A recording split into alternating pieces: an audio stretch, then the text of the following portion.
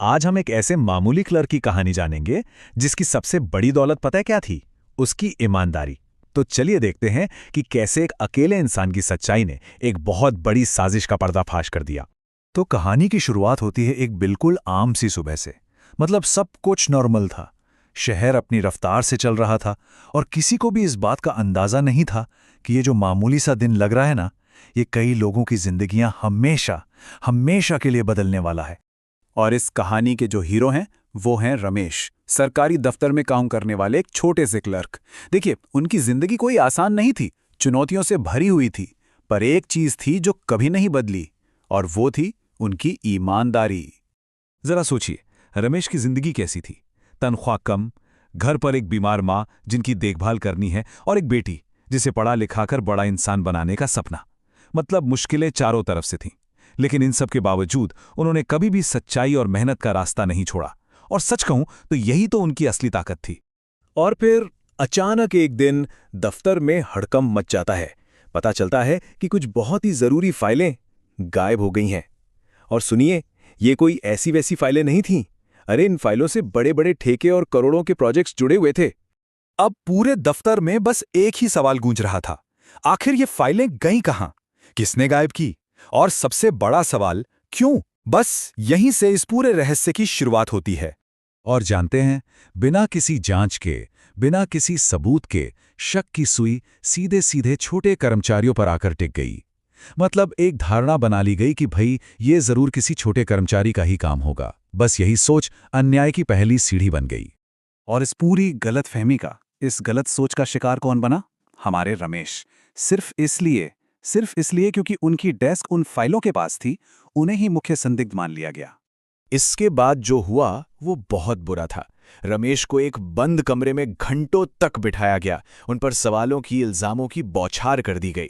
मतलब एक तरह से उन पर इतना मानसिक दबाव डाला गया कि वो बस वो जुर्म कबूल कर लें जो उन्होंने कभी किया ही नहीं था।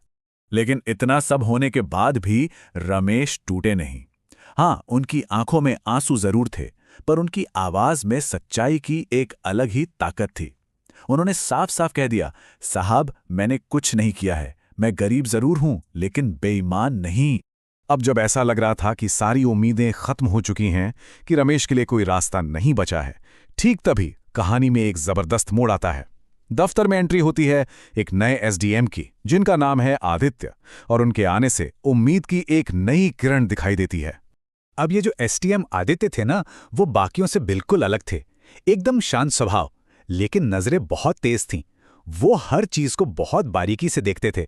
और सबसे बड़ी बात, वो किसी भी तरह के भेदभाव या पक्षपात के बिना काम करने के लिए जाने जाते थे। तो समझ लीजिए, इस केस के लिए ये एक बिल्कुल नई शुरुआत थी।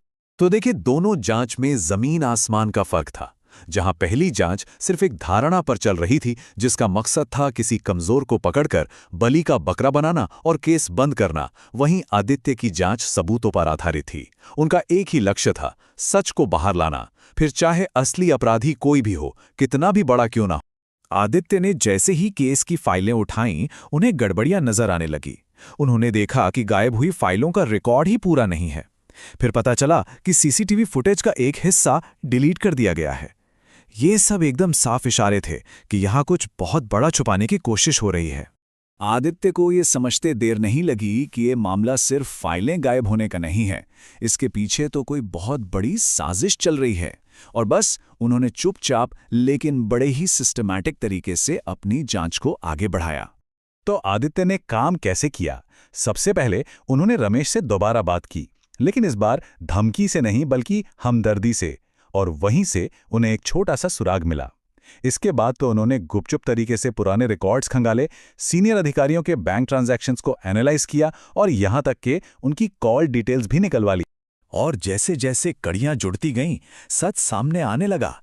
असल में मुद्दा फाइलों के गायब होने का तो था ही नहीं। अरे, मुद्दा तो था करोड़ों का एक बहुत बड़ा घोटाला, जिसे दबाने के लिए ये सारा का सारा नाटक रचा गया था। जी हां, असली गुनहगार कोई छोटा मोटा क्लर्क नहीं, बल्कि दफ्तर के ही बड़े बड़े अधिकारी थे। और उन्होंने अपने इस घोटाले को छुपाने के लिए सबसे आसान शिकार किसे चुना?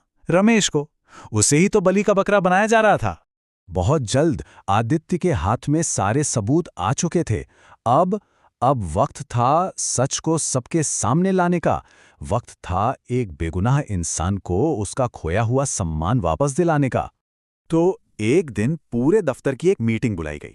सोचिए, वही कमरा, वही लोग, और सबके सामने आदित्य ने एक एक करके सारे सबूत पेश करना शुरू किया। उन्होंने घोटाले में शामिल हर एक अधिकारी का नाम लिया और उनके खिलाफ पक्के सबूत रखे। उस कमरे में एकदम सन्नाटा छा गया। रमेश को सबके सामने बेगुनाह साबित कर दिया गया। उस दिन उनकी आंखों में जो आंसू थे ना, वो खुशी के थे, सम्मान के थे। लेकिन शायद सबसे बड़ा इनाम तो उन्हें तब मिला जब उनकी बेटी ने उनके पास आकर गर्व से कहा, पापा, मुझे आप पर भरोसा था।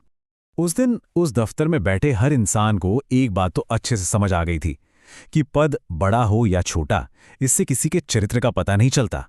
अगर कोई इंसान अपनी नीयत में साफ है, ईमानदार है, तो देर से ही सही सच जरूर सामने आता है। सच्चाई को कुछ देर के लिए परेशान तो किया जा सकता है, पर उसे हराया नहीं जा सकता। तो ये कहानी खत्म होते होते हमें एक बहुत जरूरी सवाल के साथ छोड़ जाती है। जरा सोचिए, जब अन्याय बहुत ताकतवर लगे और सच बिल्कुल अकेला पड़ जाए, तब एक आम इंसान की आवाज की क्या कीमत होती है? और सबसे बड़ा सवाल यह है कि वो आवाज उठाने का साहस आखिर आता कहां से है?